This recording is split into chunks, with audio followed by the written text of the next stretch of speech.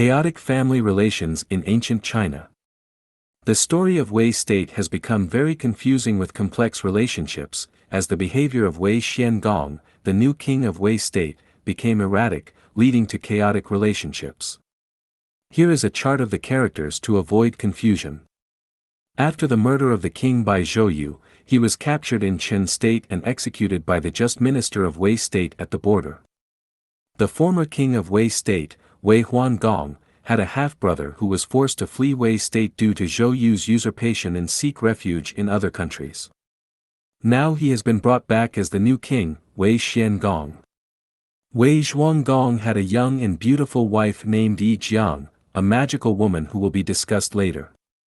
Because a king can marry a new wife at any time, there were often kings with wives who were only in their teens, and even the king's son liked Wei Zhuang Gong's new beautiful wife.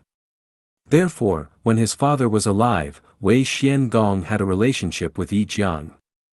When his father died, Wei Xuan Gong secretly sent Yi Jiang away from the palace.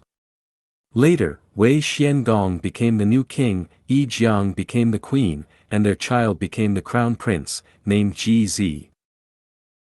When Ji grew up, he was handsome, knowledgeable, and skilled in swordsmanship, known as the first prince in the world. Wei Xuan Gong was very pleased to have such an excellent son and wanted to help him find a wife, so he let his minister arrange the marriage. When the minister heard that the daughter of Qi Shi Gong, the king of Qi State, was stunningly beautiful and considered the most beautiful woman in the world, he went to Qi State to see if it was true.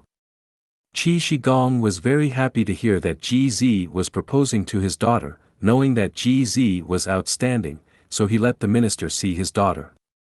The minister was very satisfied and returned to Wei State to report that Qi Shi Gong's daughter was so beautiful. Wei Xuan Gong was very pleased after hearing the report and let the minister prepare for the wedding.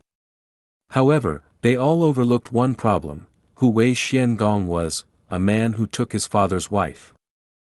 If Ji's fiancée was as beautiful as the minister described, Wei Xuan Gong would undoubtedly claim her as his own.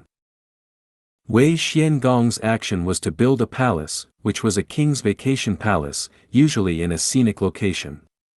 The palace was quickly built, and the minister was sent to Qi State to bring the bride to the palace.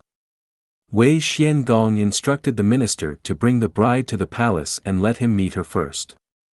Then he told Ji that he wanted him to go to congratulate the king of Song State and improve the friendship between the two countries.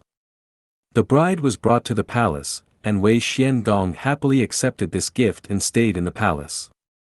The bride naturally had no power to resist, and when Qi Shi Gong found out, he had no choice but to accept the situation, since going to war for his daughter's happiness was impossible.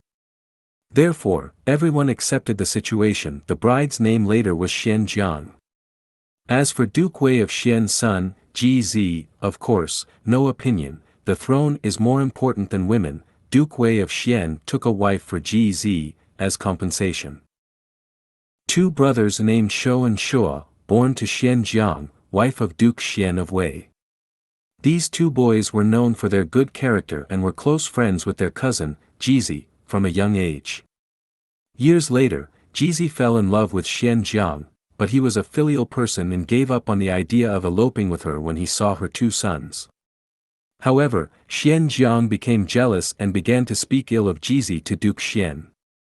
As Duke Xian grew older and more sickly, Xian Jiang feared for her son's future and convinced the duke to have Ji killed so that her own sons could inherit the throne.